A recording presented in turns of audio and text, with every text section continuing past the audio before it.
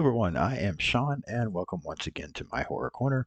As always, let me just thank you for watching the video today. I really do appreciate you taking time to watch my video and listen to me for a little while. And again, as always, thank you to those of you who have subscribed to the channel. I know I just got a new subscriber today that reached out to me and also commented on some of the a couple of the videos, so thank you so much.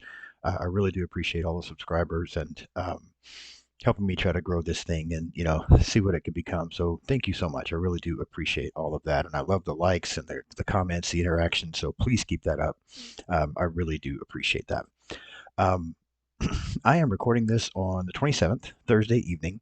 I'm trying to get ahead here a little bit. So today we are actually going to be talking about Abigail, the ballerina vampire movie from 2024.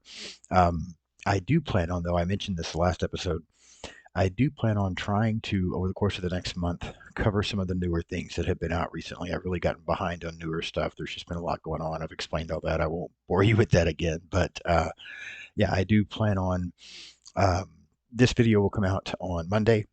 I am going to try to go see The Monkey this weekend and have a video come out for that next Thursday, and then continue on in March with just trying to catch up on some of the newer things that have come out, whether it's going to the theater or streaming or whatever the case may be. But try to get caught back up on some of the new stuff.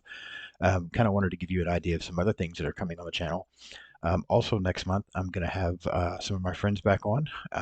Brendan and Sam from Our Life in Horror, and Bo and Kayla from Critic After Dark and Miss Critic After Dark. They've been on with me before, and they're going to come on again. And the five of us are actually going to rank some OG slasher movies. I picked out 10 of the originals. We're not talking about franchises, we're not talking about sequels, but 10 OG slasher movies that we are then going to rank as far as what is our favorite, and just talk about those a little bit. So that'll be a fun episode. It's always fun when I have my friends on. I love talking to them, and some of the best people I've met since being part of the horror community. So if you chances are anybody that watches me already watches them, but if not, go check them out. Go check out their YouTube channels. They're really good. Follow them on social media as well. And I'll be talking more about that here in the next few episodes, as that will be coming up next month. But yeah, kind of the plan for March is just I'll have that episode, and then also trying to just get caught up on everything else that's going on. And or other newer movies, things like that. And then in April, I'm a big franchise guy. I love going through franchises. Just went through the Texas Chainsaw Massacre franchise recently.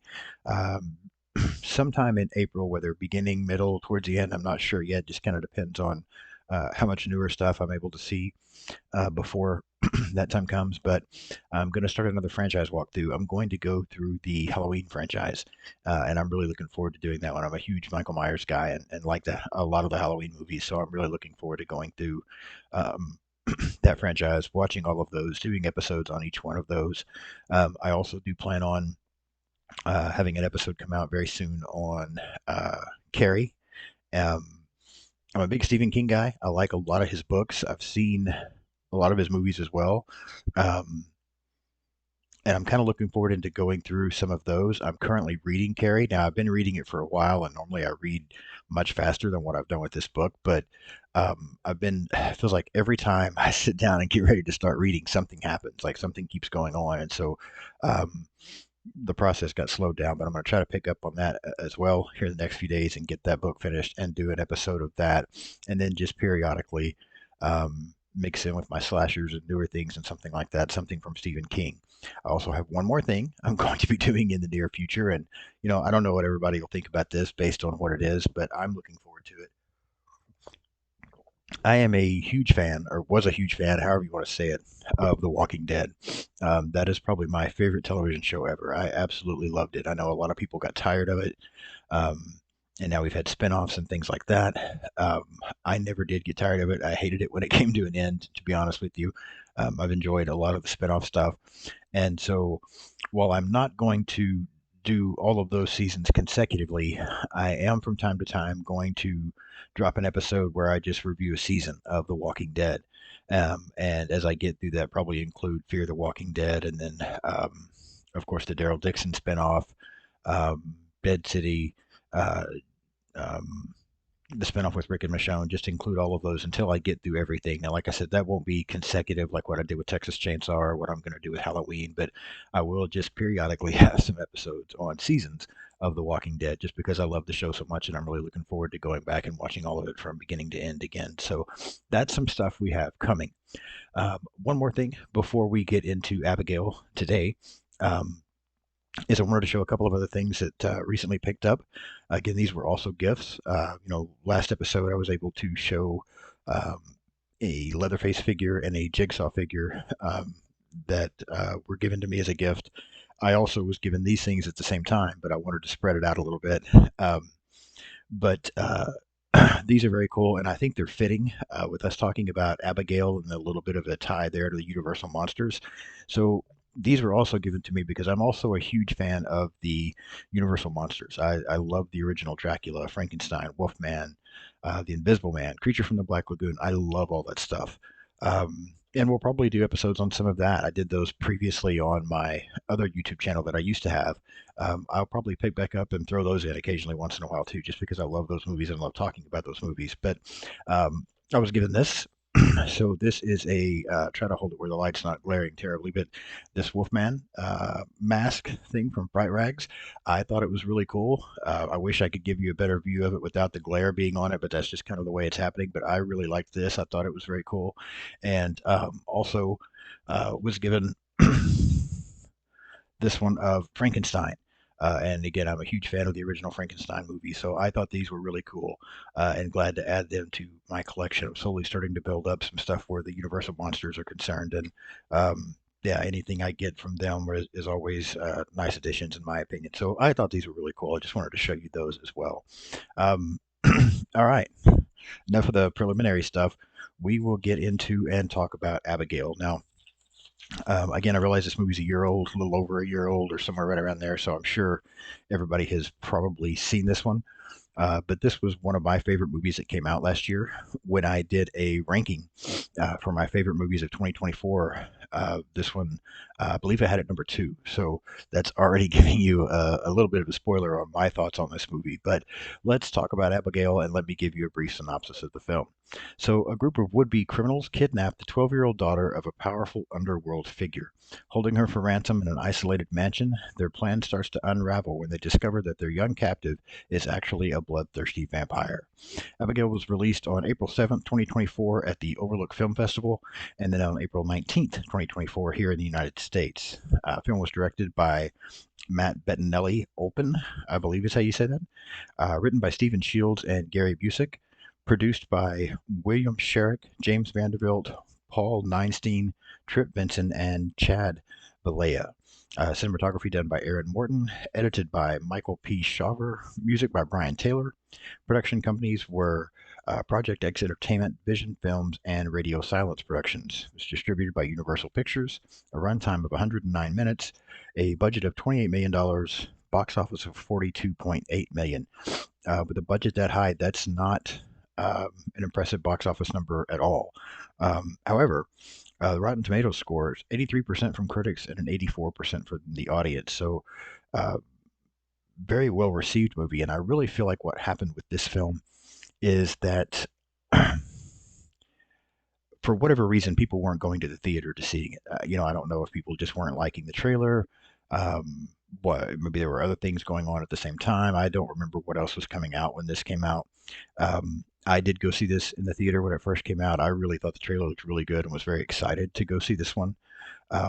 But it just didn't do that well at the box office. However, once it became available for streaming, I think it was streaming first on Peacock from what I read. And once it became available for streaming and more people started seeing it, it was one of Peacock's most streamed movies for quite some time. And people kind of realized that this was one they missed. There's a lot of positive reviews. A lot of people love this film. We'll get into some other things I'll mention about it here in a minute. Again, critics and audience really loved this movie. It just didn't have a good run at the theater. I think it benefited tremendously from streaming, and a lot of people probably wish they would have seen it in theater. From what I'm gathering, just from reading takes on the movie and things like that. So let's talk about the cast briefly. Melissa Barea as Joey, Dan Stevens as Frank, Alicia Weir as Abigail, Will Catlett as Rickles, Catherine Newton as Sammy, Kevin Durand as Peter, Angus Cloud as Dean, uh, Giancarlo Esposito as Lambert, and then Matthew Good as Abigail's father, or Christophe Lazar. Um, I will say, excuse me, I'm still getting over a cold myself, apparently. I will say that I felt like the get a little bit ahead of myself, but I really felt like the performances were very good in this film. I think everybody did a great job. Um, the Yeah, I feel like this was great casting. Critics also mentioned that as well. I'll get into that here in a moment, but I really felt like the performances were very strong in this film, especially from Alicia Weir playing Abigail, and Melissa Barrera as Joey. At this point, when I went and saw this, I just basically knew her from being in a couple of the Scream films, which I'm a huge fan of the Scream franchise, and to see her back. On the screen doing something else, I was really excited to see, how she performed, and I really liked her performance as Joey in this film. This movie was based on Dracula's Daughter, the Universal picture from 1936, but they did change things up quite a bit from what that film was. I believe I saw Dracula's Daughter a very, very long time ago. I remember very little about it. I'll probably watch it again at some point, being a huge fan of Dracula in general, but it was still based on that same story. Although Universal Pictures, by now, by the time this movie came out, the Mummy with Tom Cruise had flopped, and they had kind of dropped the whole dark universe thing. I think at one point they were still considering tying this into that and still trying to do something with the dark universe, but then decided not to and just kind of let each continue with the movies, but let each one just be its own thing. Um, and they intentionally avoided using the name Dracula to set the film apart from Dracula films. So that's why you don't hear Dracula mentioned in this movie. I did read that they did think about having towards the end. It mentioned that Abigail's father, Christophe Lazar, had actually killed Dracula, but they decided not to do that in the film. And I'm kind of glad they didn't, just because I think if you're going to continue to do films like this, or continue to do something with Universal monsters, having mentioned that one of them's been killed in another film just doesn't make much sense to me. Um, and I, for one, am personally disappointed that the Dark Universe thing just hasn't really worked out. Um, I never saw The Mummy that starred Tom Cruise. I really liked the Invisible Man film from 2020. I really liked the Wolfman film that came out earlier this year. Um, Again, I'm just a huge fan of the Universal monsters, and I like those universes. Marvel did it with their, bringing all these characters together and doing each character having its own movie, but then also bringing them together for Avengers movies or guest starring in each other's films. I really wish that this Dark Universe thing could have happened. Um, I heard a couple of other people on a podcast saying that no one cares about the Universal monsters anymore and that it's time to just let that go. There might be a little bit of truth to it. Maybe today's generation doesn't care about Dracula, Frankenstein, the Wolfman, these kind of things, but I still think there's an audience out there for it. Um, Again, I'm a huge fan. I still think some of those movies from the 1930s and 1940s are amazing and some of the best films there are. I really wish someone could have found a better way to do these films and still bring this universe together. Um, I didn't see The Mummy, like I said, with Tom Cruise in it, just because I heard how bad it was, and I heard that it was pretty much the end of any ideas for the Dark Universe, which kind of bummed me out, and so I just haven't seen the movie. I'm sure I'll get around to it at some point, but yeah, just personally, I wish that could have been pulled off. I wish someone could get involved and still bring that together, because The Invisible Man did very well in 2020 when it came out. Um, I really, again, liked the Wolfman from earlier this year. I wish there was still a way to bring some of those characters together. I would be all in. But maybe I am in a small group that thinks so. I just feel like that, if we didn't get that beginning, those Universal monsters back in the 30s and 40s, we wouldn't have a lot of the stuff we have today, I feel like. And to me, there'll always be a place for these Universal monster movies. And so I really wish that there was a way to make that happen still. but that's just me going off on my soapbox. We'll move on. The movie was filmed in Ireland. Actor Angus Cloud, who played Dean, passed away in July of 2023, shortly after filming all of his scenes for the movie. So they didn't have to, go back and reshoot anything. He was able to finish his part, but then he did pass away. Um, Alicia Weir, as I mentioned, plays Abigail. Actually learned ballet for this film and performed all of her own stunts, which again I think she did an absolutely amazing job in this movie. As much as I like Melissa Barea, and as much as I enjoyed her portrayal as Joey, and I really thought Dan Stevens did a great job as Frank, Alicia Weir almost steals this movie. Maybe does steal this movie. I just think she's incredible playing Abigail. I mentioned those critic scores. Some things that the critics liked about it. I made a note of four things here that I was seeing. I read a few different reviews, but I was seeing a lot of the same things stated, and so I just made a note of four things that the critics really seemed to like. One was the casting. They thought the casting was absolutely perfect for this film, and I completely agree. There was a tremendous amount of high praise for Alicia Weir's performance. Again, I completely agree. Very seldom do I agree with critics, but a lot of what they're saying about this movie, I think they were spot on. They liked the fact that it had a good mix of humor, a few plot twists here and there, and then the gore. I agree. And they liked the fact that it was set apart and a little bit different from your typical vampire film. Um, and I agree with that as well. It is a little bit different, mainly just because we don't normally get this, little girl ballerina who's a vampire. So that in itself makes it different. And maybe that's why it didn't do well at the box office. Maybe people were tired of vampires for a little while, because I don't believe, um, prior to that, I don't believe Last Voyage of the Demeter did well at the box office either. So maybe people were a little bit tired of it. But this movie, critics appreciated the fact that it was a uh, different type of vampire film, and I completely agree as well. I talked about how the movie received a lot of praise later on. It was actually nominated for five Fangora Chainsaw Awards. So, again, critics and audience both seemed to love this film. It just kind of got popular later after its theatrical run, more due to streaming platforms and things. When I saw this at theaters, again, a friend of mine went and saw it. I was super excited to see it.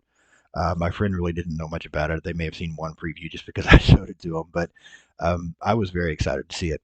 And I remember walking out of the theater and telling my friend, this is going to end up being my favorite movie of 2024. I just really had a hard time imagining anything would pass it. I absolutely loved everything about this movie, with one exception. And I'll get into that here in a few minutes. And then I said, like I said, when I did my rankings for 2024, I actually think I ended up ranking it second. There was one film that came later in the year that I had so much fun with it, enjoyed a little bit more. That was the Terrifier 3.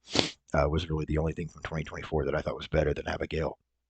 Um, but yeah, just to kind of go through, I won't go into a lot of detail about the plot. I just made a few notes here and there. Um, I did like. I thought we got some great kills in this film. They tried to make it, even though it's Abigail doing it. The first kill, I believe, is uh, Dean gets killed. Dean, sorry, going back to my notes here real quick. Um, Angus Cloud playing Dean is the first character that gets killed, and they do it where it's kind of unseen. You don't know who's killing him, even though you do know who's killing him. But I thought we got some good kills in this film. I liked in that opening scene once they've kidnapped the girl and they think they're just supposed to be protecting her for a little while, and then they'll be rewarded financially. Um, you kind of get a moment where there's a little bit of bonding between Melissa Barea's character Joey and Abigail. I liked that. I thought that was done well. Again, I thought there were some great kills in this film. I like the fact that they took away some of the, you know, as they come to realize it's Abigail doing these things and they're trying to find a way to stop her. They try a lot of those traditional things that you think are supposed to work against vampires, crosses and garlic and that kind of stuff, and nothing works. I like the fact they went a little bit different with that, and kind of got rid of some of the basic vampire tropes.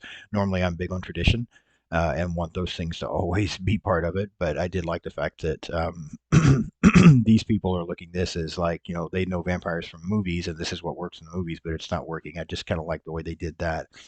Um, I thought the transformation where Abigail ends up biting Sammy and turning her and using Sammy, I thought that looked good. I like the way they did that. I guess maybe more is what there wasn't a lot of really transformation part to it. It was just more a change in the character, some transformation, but mainly just the character changing. And I thought um, I want to go back and see her name as well. The actress who played Sammy, Catherine Newton. I thought she did a great job. Also, I enjoyed that scene. Um, I really loved so much of this movie. Probably the first half to three-fourths of the way through the film, I felt like this was a perfect film. I was loving absolutely everything about it. I thought, again, the performances were great. The cinematography was good. I liked the story. I really don't remember. I don't think the score stood out to me that much. I mean, there's some music there that plays along with, the ballerina dancing and things like that. It's fine. But I just really was loving everything about this film. And the only time that I really found myself falling away from that was more towards the end of the film. I felt like there were a few too many twists with kind of what they tried to do, revealing that this one character, Lambert, who's the one that's given them all of their instructions, um, reveals that he's also a vampire that was bitten by Abigail years ago, and he turns Frank into a vampire, wanting Frank to kill Abigail, and Frank ends up killing him.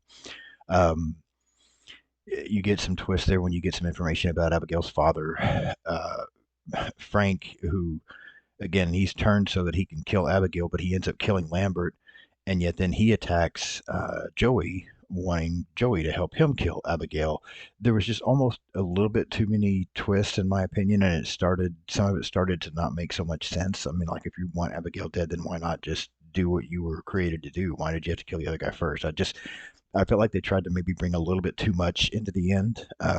There were just a few too many twists for me because it had been so much fun prior to, and I just felt like they didn't really quite know how to end the film, and so they just started trying to throw in all these different twists and things to really grab you. And I think it already had grabbed me. It didn't need to do that because that took me back out of it a little bit, not a lot, but just a little bit. Um, I do like the fact though that Joey and Abigail, after they'd had that bond earlier, they end up kind of working together to kill Frank. And then of course Abigail's father arrives and he's very upset. He wants Joey dead. He's upset with Abigail for what she's done. But Abigail pleads a case for Joey, and Lazar decides to let Joey live and leave. And that's pretty much the film. Even that bothered me somewhat. Um, I don't know how I would rather they have done it. I think it might have been, I don't know. Abigail obviously didn't have a great relationship with her father.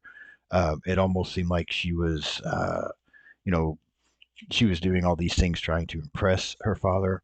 There's a small part of me that kind of wishes maybe Joey would have ended up killing her father. Maybe the father would have been furious with Abigail, tried to attack her, and Joey would have ended up killing him. And then not only is she able to go free, but then Abigail's kind of able to go do her own thing as well.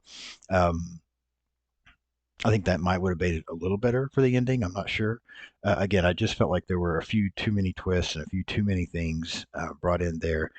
And as much as I love the movie, just didn't think the ending was great. All of that to say, again, I absolutely love this film.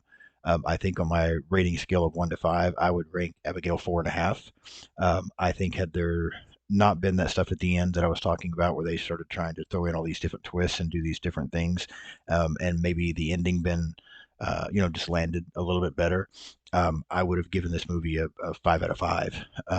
But for me, I've talked about this before, it's very difficult. I'm such a fan of the slasher subgenre and slasher films. It's very difficult for anything that's not a slasher movie to get a 4 or higher, in my opinion. There are a few out there, but not a lot.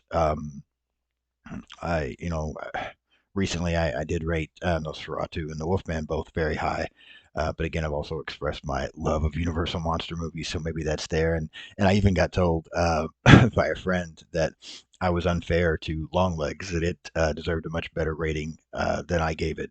But I was biased because it wasn't a slasher film, and uh, you know, I won't deny that I probably was a little bit. I mean, but this is my rating. So if it doesn't hit for me, it doesn't hit for me. But this movie does, and again, not often do I give non-slasher films a 4 or higher. There are some exceptions here and there, but it just doesn't happen often.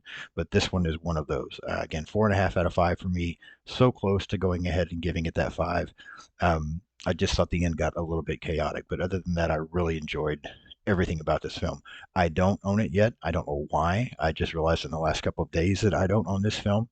I know it was released on Blu-ray. Maybe I was waiting to see if it was going to get a 4K release. It hasn't, so I need to go ahead and pick it up on Blu-ray. But I do plan on doing that. I will be purchasing this film and adding it to my collection.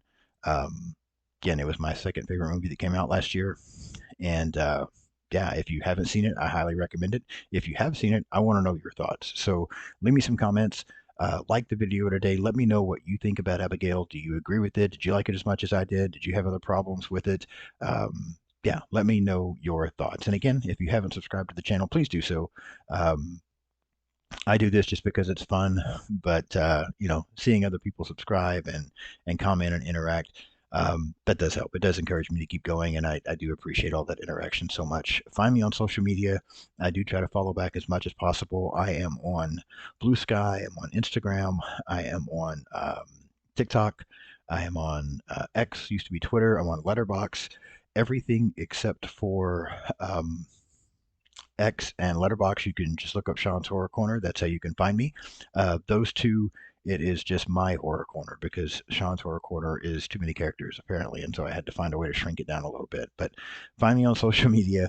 Um, Give me a follow there. Like I said, I try to follow back as much as possible. As long as you look like you're a real person and we do have some things in common, then I do follow back.